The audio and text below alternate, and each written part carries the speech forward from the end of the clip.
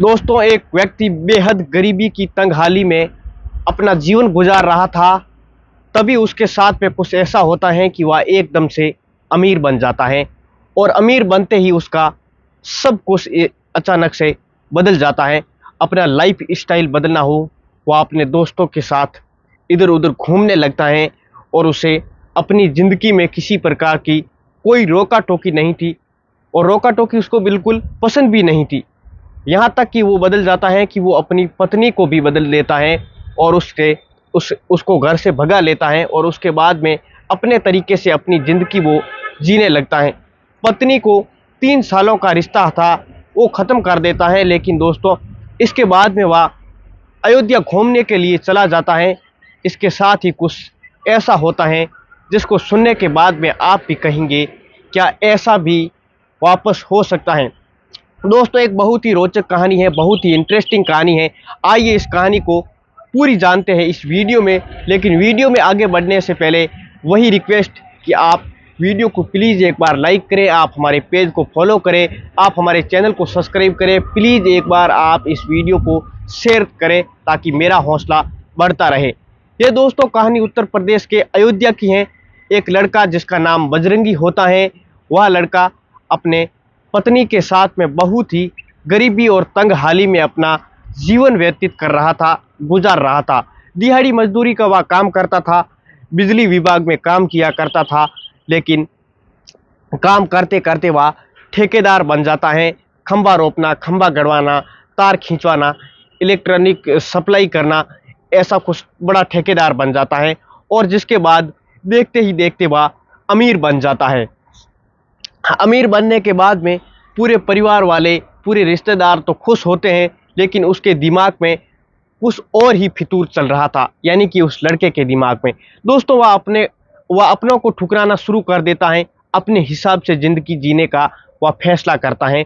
और उसके साथ ही वह जो उसकी पत्नी थी, जो उसे रोका करती थी, क्योंकि दोस्तों उसके साथ आए दिन पार्टी करता था, रातों रात वह गायब रहता था। उसके माता पिता तो परेशान थे ही, लेकिन उसकी पत्नी भी बहुत परेशान रहती थी उसकी हरकतों को देखकर। जब उसको पत्नी बोलने लगती थी, टोकने लगती थी, तो उसको बेरुखी बातें वो करता था, तो उसे बिल्कुल भी पसंद नहीं था। वो कहता था कि मैं तो अपने हिसाब से ज़िंदगी जीऊँगा, तुम्हारी मेरी ज़िंदगी में कोई काम नहीं है, तुम मुझे छोड़कर चली जा सकती हो, ये घर छोड़कर तुम चली जाओ। दोस्तों, पत्नी तो पत्नी होती है, कोई भी आदमी कितना भी बड़ा क्यों ना हो जाए, उसके लिए तो वह वही रहेगी। दोस्तों, उसका ज़ोरदार वो विरोध करती हैं और इन सब बातों से लेकर वो तंग आकर पति पत्नी में मारपीट शुरू हो जाती है।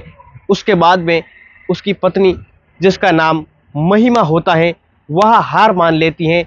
महिमा कहती हैं कि तुम्हें अपने हिसाब से अपनी ज़िंदगी जीनी है तो जियो, मैं तो यहाँ से अपने मायके चली जाती हूँ। अपने मायके वो खुशी खुशी कहता है, ये तो बहुत बड़ी खुशी की बात है, तुम जा सकती हो। वह रोते रोते अपने मायके चली जाती हैं, उसे कोई भी फर्क नहीं पड़ता। वह अपने मायके जाने के बाद में अपनी ही दुनिया में बिजी हो जाती हैं और इधर बजरंगी होता है, जो उसे और छूट मिल जाती है। वह अपने ही तरीके से विलासिता भरा जीवन अपने बिताने लगता है, अय्याशी करने लगता है, पार्टी करने लगता है, इधर उधर घूमना, यही सब करने लगता है।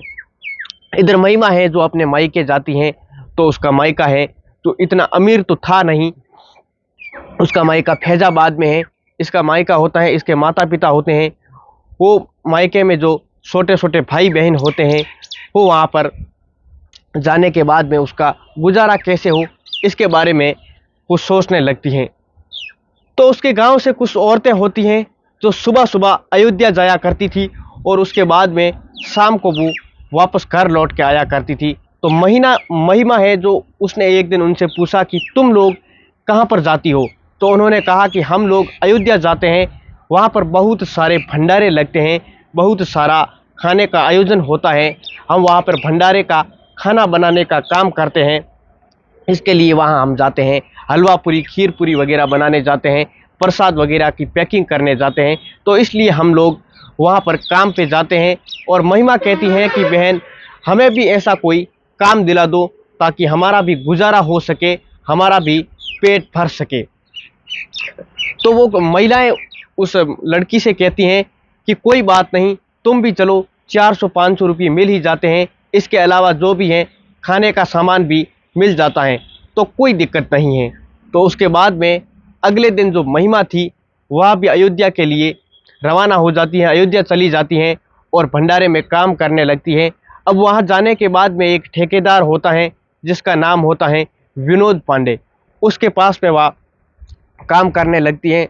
विनोद पांडे का काम होता है, वह होता है जो अयोध्या में भंडारा करवाना, कोई भी लोग अयोध्या में भंडारा कराना चाहते हैं वह उनसे संपर्क करते थे और वह कहते थे कि हमें 1000 लोगों का प्रसाद बनाना है या 5000 लोगों का प्रसाद बनाना है या 10,000 लोगों का प्रसाद बनाना है। तो विनोद पांडे उनको पूरा पैकेज बताता था, इसके कितने पैसे हैं, तो तुम्हारे लिए पूरी सब्जी, हलवा, खीर जो भी बनाना होगा वो विनोद पांडे उसका टेंडर लिया करता था। इसके बाद में लाके एक स्टॉल पे लगा देता था और वहाँ 2-3 लड़कों को वहाँ पर खड़ा कर देता है और उसके बाद में वह प्रसाद अपने ही हाथों से वो लोग जो बांट देते हैं। कुल मिलाकर वह जो बताता था उन लोगों को बहुत अच्छा लगता था और उनका काम आसानी से हो जाया करता था। तो वो सिर्फ पैसे लेकर जाते थे और उसके पैसे देते थे, वो सारा सामान बनाकर अयोध्या में जगह जगह पर जहाँ पर जिसकी इच्छा होती थी स्टॉल पे लगा दिया करते थे और इस तरीके से दान पुण्य भी हो जाता था और विनोद पांडे का भी काम हो जाता था और जो भक्त होते हैं, जो श्रद्धालु होते हैं, उनका भी काम हो जाता था। उसके अंडर में 40 से 50 लोग काम करते थे, कुछ महिलाएं थी, कुछ लड़के भी थे। तो उन्हीं में से वह महिमा भी काम करने लगती हैं। लेकिन जो लोग सिर्फ 100-200 या 300-400 लोगों का प्रसाद बनवाना चाहते थे, कुछ लोगों में वितरण करना चाहते थे, तो ये लोग उनका प्रसाद नहीं बनाते थे, क्योंकि महिमा देखती हैं कि ऐसे में मैं भी ये काम कर सकती हूँ कि जो छोटे-छोटे लोग होते हैं, 400-500 लोगों में प्रसाद बँटवाना चाहते हैं, मैं उनके लिए काम कर सकती हूँ। तो दोस्तों वह काम करने लग जाती हैं। अब एक दिन अयोध्या में जो बजरंगी था वो फैज़ाबाद से उसका घर लगभग 40 या 50 किलोमीटर दूर होता है। एक जगह जो सावनी के नाम से होती हैं, वो वहाँ जाना चाहता था और उसका घर था। दोस्तों फरवरी महीने में बजरंगी होता है जो इस महिला को छोड़ा था, वो वहाँ अयोध्या जाने का मन बनाता है। जब अयोध्या पहुँचता है तो बिल्कुल ही वह आनंदित हो जाता है और वहाँ पर जाने के बाद में 1-2 दिन रुकने का फैसला करता है और एक जगह पर वहाँ पर भंडारा वो खा रहा था, यानी कि बजरंगी। तो वह सोचता है कि क्यों ना मैं भी एक भंडारे का आयोजन कराऊं। तो एक लड़का होता है जो पूरी सब्जी है जो हुआ वहाँ पे उसे दे रहा था, तो उसको बजरंगी ने उससे पूछता है कि भाई मैं भंडारा बंटवाना चाहता हूँ, तुम मुझे बता सकते हो कि कैसे हो पाएगा। तो वह बोलता है कि ये बहुत आसान है, अभी आपको मैं अपने मालिक से मिलवा लेता हूँ। विनोद पांडे को वहाँ वो लड़का फ़ोन करता है, पांडे जी वहाँ पर आते हैं और जब बजरंगी उससे मुलाकात करता है तो वह बोलता है कि मुझे जो भी प्रसाद वितरण करना है कितना खर्चा आएगा। तो वो बोलता है कि कितने लोगों को आप प्रसाद बंटवाना चाहते हैं। तो बजरंगी कहता है कि मुझे 200 लोगों का प्रसाद, मुझे भोजन बनवाना है। तो पांडे जी मना कर देते हैं। पांडे जी कहते हैं कि ये छोटा मोटा टेंडर हम नहीं लेते भाई, 1000 के ऊपर लोगों का मैं खाना बनाता हूँ, 200-500 लोगों का मैं नहीं खाना बनाता हूँ। तो दोस्तों वो वहाँ से चले जाते हैं। लेकिन फिर वो लड़का कहता है कि क्या हुआ साहब। तो वो बोलता है यार ये तो 200 लोगों का भोजन बनाते ही नहीं है। तो उससे बोलता है कि अच्छा आपको 200 लोगों का ही खाना बनाना है। तो वो उससे बोलता है कि हाँ 200-300 लोगों का खाना बनाता है, 300 350 हो जाए तो कोई बात नहीं। तो कहता है कि अच्छा एक दीदी है, मैं उनसे बात करता हूँ। दोस्तों महिमा की बात करता है। अब महिमा को महीने में 10 से 15 दिन का काम मिल जाता है। अब उस दिन उसका काम नहीं था तो वो उसी दीदी महिमा को फ़ोन करता है, कहता है कि दीदी कहाँ पर हो। तो वो कहती हैं कि मैं तो अपने घर पर हूँ, फैज़ाबाद हूँ। तो वो कहता है कि आप आ सकती हो तो काम है। उस 10 किलोमीटर की दूरी पर उसका घर था। तो वो आधे ही घंटे में वहाँ अयोध्या आकर पहुँच जाती हैं और वहाँ आने के बाद में आधे घंटे के बाद में महिमा है जो वहाँ पर पहुँच जाती हैं और बजरंगी से उसका सीधा सामना हो जाता है। तो वो एक दूसरे को देखकर एकदम शॉक्ड हो जाते हैं। अब दोस्तों दोनों पहले से कुछ बोल नहीं रहे थे, एक दूसरे को देख रहे थे, एक दूसरे को देखकर बड़े हैरान हो जाते हैं। तो बजरंगी कहता है कि तुम भी क्या यही काम कर रही हो? तो महिमा कहती हैं कि क्या कोई ऐसा काम करने में पाप है, क्या इससे पाप लगता है? तो वो कहता है कि नहीं, मैं तो ऐसे ही पूछ सकता हूँ। कहता है कि तुम कैसी हो? तो वो कहता है कि मैं ठीक हूँ। बोलता है कि मुझे पता है कि तुम एक ना एक दिन मुझे ज़रूर मिलोगी मुझसे। महिमा कहती हैं कि क्या मैं कोई मेले में खो गई थी, या मैं कोई बचपन में गुम हो गई थी? क्या तुम्हें मेरे घर का पता नहीं था? फैज़ाबाद में ही मेरे अपने माता पिता वहाँ पर रहते हैं, मैं भी वहाँ पर रहता हूँ। क्या आपको पता नहीं था? अगर तुम मिलने के लिए ही सही वहाँ पर एक बार भी आते तो बहुत मुझे अच्छा लगता। तुमने मुझे भगा दिया, क्या मैं भी तुम्हें भगाती तो नहीं? दोस्तों, इतना सुनने के बाद में बजरंगी को कोई जवाब नहीं सूझता। फिर वो कहती हैं कि चलो छोड़ो, आपकी तो बात ही अलग है, आप अलग हैं, आप भंडारा बनाना चाहते हैं, कितने लोगों में बंटवाना चाहते हैं, यही मेरे लिए बहुत खुशी की बात है। तो आपने मेरे साथ में जो जो भी किया, ये बात अलग है। कम से कम आज आप एक अच्छा काम करने के लिए जा रहे हो। बताओ कितने लोगों का आप प्रसाद बनाना है? तो वह बोलता है, प्रसाद तो मैं सिर्फ 200 लोगों का बनवाना चाहता था, लेकिन अब तुम ही मिल गई हो, तुम ही काम कर रही हो, तो मैं 500 लोगों का प्रसाद बनाऊंगा। तो महिमा कहती हैं कि ठीक है, कल 10 बजे आपको तैयार मिल जाएगा। दोस्तों, उसके बाद में दोनों लोग फैज़ाबाद के लिए चले जाते हैं। एक कमरा ले रखा था उस महिमा ने, एक बड़ा सा कमरा। उसके बाद में उसी में ही किचन था, उसमें बहुत सारे बर्तन, सिलेंडर वगैरह सब कुछ वहाँ पर था। तो कोई उससे बात करता था तो कितने लोगों का खाना बनता है, वही वहाँ पर बनाया करती थी महिमा। उसके बाद में टेम्पो में भरकर वो सीधा अयोध्या भिजवा दिया करती थी, और साथ ही वो अपने किचन पर लेकर आप चली जाती थी। वो कहती हैं कि यहीं पर आपका खाना बनेगा। वो लिस्ट बता देती हैं, कहती हैं कि जाओ ये सामान लेकर आ जाओ। तो बजरंगी कहता है कि अरे अरे यार, मैं अकेले कैसे आऊँगा? ये सब सामान खरीदना है, इतना सारा सामान है, मैं कैसे ला पाऊँगा? यहाँ पर तुम्हें तो दुकान वगैरह का पता होगा। तो महिमा कहती हैं कि अगर मैं वहाँ पे जाऊँगी तो तुम्हारा घाटा हो सकता है। दुकान वाला मुझे देखते ही 10% कमीशन काट देगा, यानी कि आप 10,000 का सामान लोगे तो तुम्हें 11,000 रुपये देना पड़ेगा। तो क्या फ़ायदा है? वो कहता है कि कोई बात नहीं, चलो कमीशन ही सही, ले लेना, तुम मेरे साथ चलो। बजरंगी हंस देता है, महिमा भी मुस्कुरा देती हैं। तो दोनों नई एक दुकान पर चले जाते हैं, करीब 15,000 का सामान लेते हैं। उसके बाद में वो आते हैं तो वहाँ पर वो कहता है कि तुम्हारे कितने पैसे हुए, तुम भी अपना पैसा ले लो। वह राशन के लिए तो ऑनलाइन पेमेंट कर देता है, और लेकिन एटीएम से वह 25,000 रुपये निकाल कर लाता है और गिनते हुए उसको देने लगता है, यानी कि महिमा को देने लगता है। महिमा कहती हैं कि इसकी कोई ज़रूरत नहीं है, मुझे ये पैसा नहीं चाहिए, मैं अपनी ही तरफ से खाना बनवा दूंगी और लगवा भी दूंगी, कल तुम वहाँ पर बंटवा देना। अब बजरंगी कहता है कि इतना गुस्सा मत हो जाइए, मुझे गैर मत समझो। वह कहती हैं कि मैं गैर कहाँ समझ रही हूँ, गैर तो तुम समझ रहे हो, तो पैसों की बात कर रहे हो। क्या मैं तुम्हारी कुछ नहीं लगती? क्या तुम मेरा ज़रा सा भी सहयोग नहीं लेना चाहते हैं?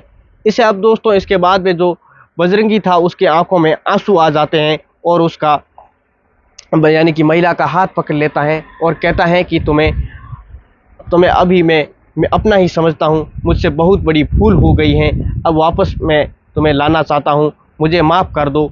वह कहती हैं कि इतने दिन तक तुम अपनी भूल का एहसास तुम्हें नहीं हुआ, आज अयोध्या में आए हैं, अभी तुम्हें अपनी भूल का एहसास हो गया है। वह कहती हैं कि चलो छोड़ो, तुम अपनी दुनिया में मस्त रहो, मुझे कोई दिक्कत नहीं है, मैं भी दिन के 1,000-2,000 रुपये भगवान की दया से कमा लेती हूँ, मुझे कोई भी परेशानी नहीं है। अब दोस्तों, वह कहता है कि नहीं, प्लीज़ तुम मुझे माफ़ कर दो, अब मुझसे ऐसी कोई गलती नहीं होगी। दोस्तों, अपना वो कान पकड़ लेता है और उसके बाद में उसके सामने उठने बैठने लगता है। तो महिमा है, वो उसको पकड़ लेती हैं और कहती हैं कि बस करो, रहने दो, क्या करने लगे हो, अभी जो काम करना है वही करते हैं। अब दोस्तों, अगले दिन वह 4-5 औरतों को बुलाती हैं। 4-5 औरतों को बुलाने के बाद में 500 लोगों का वहाँ पर हलवा पूरी और छोला बनता है, और उसके बाद में टेम्पो में लाद कर वहाँ 10 बजे अयोध्या में पहुँचते हैं, और एक जगह पर खड़े होकर वो खाना सारे भक्तों में बांट दिया जाता है। और 10 बजे से लेकर 2 बजे तक के बीच में उनका सारा प्रसाद है जो ख़त्म हो जाता है, लोगों को बांट देते हैं। और दोनों जैसे ही पति पत्नी थे उसी तरीके से मिलकर करते हैं, और उसके बाद में वो अपना सामान बर्तन वगैरह टेम्पो में भिजवा देते हैं। किचन में वापस उसी कमरे में 2-3 है 4 महिलाएं होती हैं, उससे कहती हैं कि तुम लोग चलो, मैं अभी आती हूँ। दोस्तों, ये दोनों लोग जाते हैं, स्नान वगैरह करते हैं, तैयार होते हैं, और फिर अयोध्या घूमने के लिए जाते हैं। और दोनों पत्नी पत्नी थे, एक होने में उनको ज़रा सा भी वक्त नहीं लगा, ज़रा सा भी टाइम नहीं लगता है, आराम से वो अयोध्या में घूमते हैं। अब बजरंगी और महिमा एक दूसरे के साथ पाकर बहुत खुश होते हैं, और उसके बाद में महिमा अपनी एक जो औरत होती हैं उसके ग्रुप में जो 5-7 महिलाएं काम कर रही थी, और उससे कहती हैं कि दीदी, अब मैं तो अपने घर जा रही हूँ, क्योंकि ये कह रहे हैं घर चलने के लिए, मुझे चलने के लिए ये कह रहे हैं, अगर आप ये काम कर सकती हो तो आप कर दो। उसके बाद में महिमा कहती हैं कि उसके बाद में वो महिला कहती हैं, ठीक है, जैसा तुम कहती हो वैसा ही मैं करूँगी।